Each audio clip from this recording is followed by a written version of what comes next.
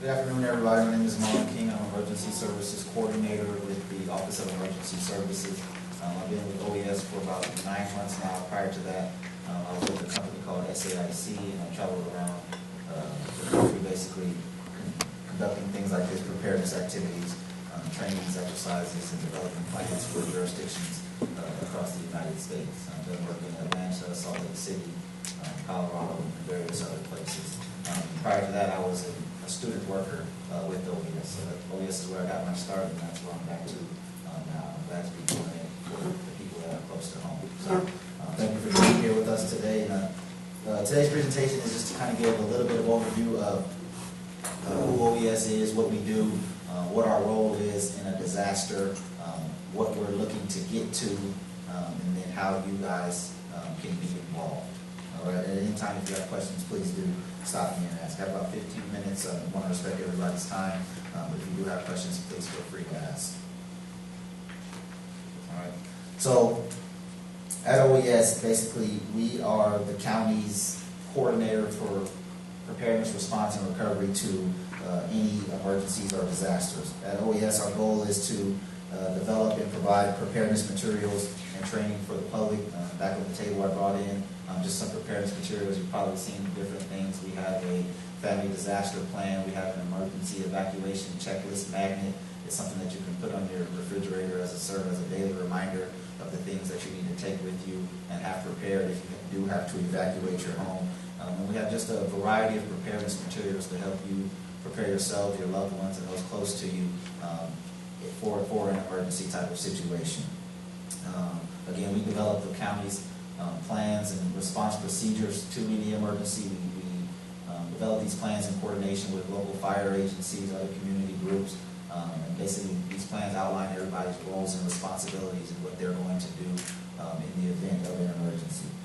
We also alert and notify the public and appropriate agencies when a disaster happens. So we coordinate with 211, and they're the county's partner who's responding by taking phone calls and giving out public information that we deem necessary to give the public the information they need to be safe during an emergency. We partner with the Red Cross, again, other county and local fire, police, law enforcement agencies.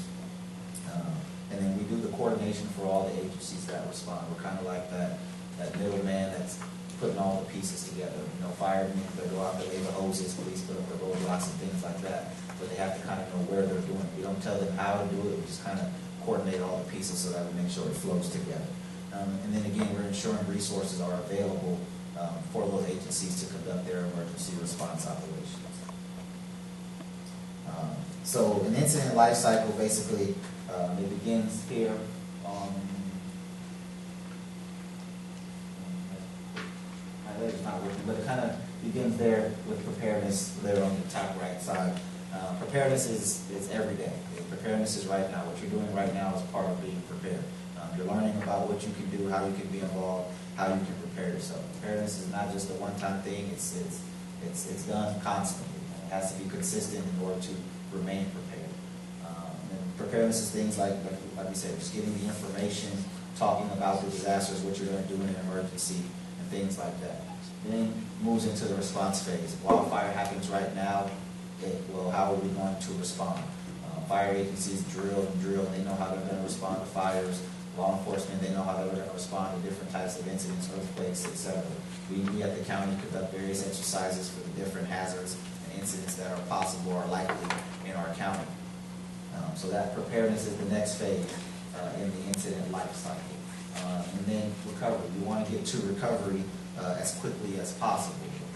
Recovery can start, honestly, the minute response starts.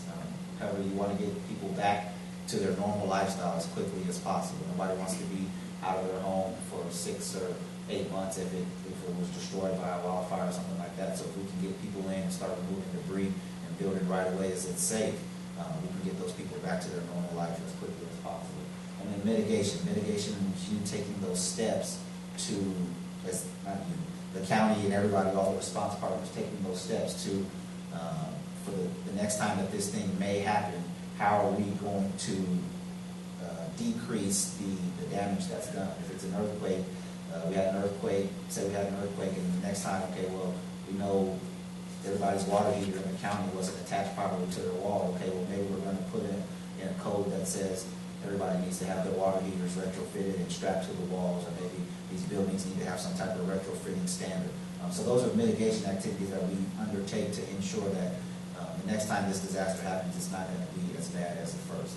And if you guys know, with the wildfires of 03, 07, 03 was bad, 07 was worse, but back in this May 2014 fire, all of the work that has been done from those previous years, as bad as 14 was, we were able to keep it under control and not get as bad as the years before. So all the work and preparation, those mitigation activities that were done over the years made this 2014 fire such a successful response.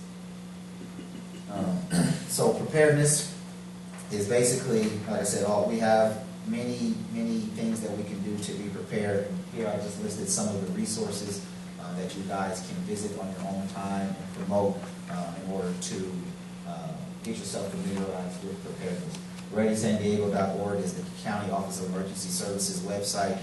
Basically, we list a lot of preparedness material information. Just basically get yourselves, get the people you know, get everybody ready to be prepared to respond to a disaster.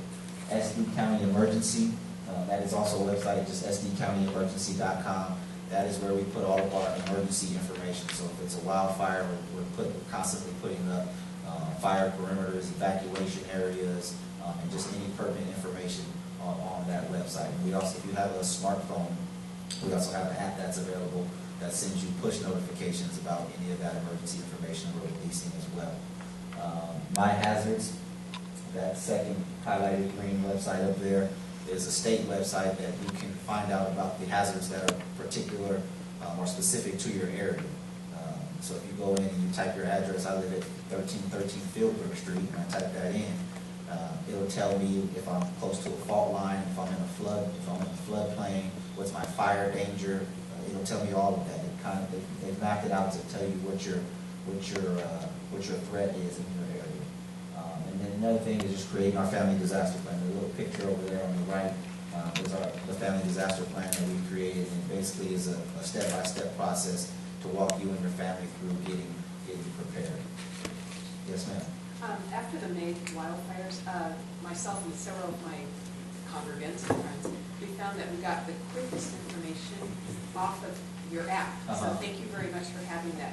Can you say that all of the websites and such are updated equally quickly if people were checking? Because I found that Twitter and your app worked very quickly. When you say websites, what other websites? Your Alert San Diego and your San Diego County Emergency app, are those all? So SD County Emergency, yeah. The website and the app, they're all one. together. They're tied into one, and so is Ready San Diego. They're all tied into that. Alert San Diego, if we only use that if we're doing a call notification. Everybody can get the fire. Right. Hey, there's a fire over here, fire over there. But only the people that are in the immediate area that may need to be evacuated, we use the Alert San Diego to make a call out and give them specific instructions. If the fire is in Fallbrook and I'm in Chula Vista, well, I don't need to evacuate, but I would like to know about it, but I don't need to get a call with instructions telling me, here's your evacuation site, etc. All right. So then, so when an incident happens, now we're in the response phase. Depending on the level of the incident, we activate our EOC. The EOC can be activated at a level 1, 2, or 3. Level 1 is a low-risk event. That's just basically going to be our office staff. We have a staff of about 12 to 15, and maybe 8 of those would be in on a low-risk event. That's just where we're kind of monitoring. Not much action is required of us. A level 2 event, or a level 2 activation, is a significant event, and that's really just a transition. Either we're going to ramp up to a 3, or the event's going to be taken care of by outside responders, and we can go back down to a level 1. So level 2 is just really a transition, and then level 3 is just a significant catastrophic event. At a level 3 activation, I know most spoke about the American Red Cross's war room. We basically the same thing. We have just a big room, a lot of computers, desktops, and technology equipment that helps us keep track of the incident and monitor everything and basically do our coordination and responsibility. There you can read for yourself. The EOC is activated for either one of 3 reasons. Again, we activate 1, cities or 18 jurisdictions, and then we have the county itself, the unincorporated area. Each of the jurisdictions is responsible for an incident in their area. If they cannot take care of that, then they can reach out to the county, and we're like the next level up, and we go ahead and support them. And then if at that time the county and the jurisdiction can't handle it together, the county reaches out to the state. That's like our big brother. So you have little baby brother, you have big brother, and you have dad, and you have grandpa. Grandpa would be like the feds, that'd be FEMA. They come in with big bucks, and they have all the money to take care of stuff. So that's the way it kind of works. So it escalates through the levels.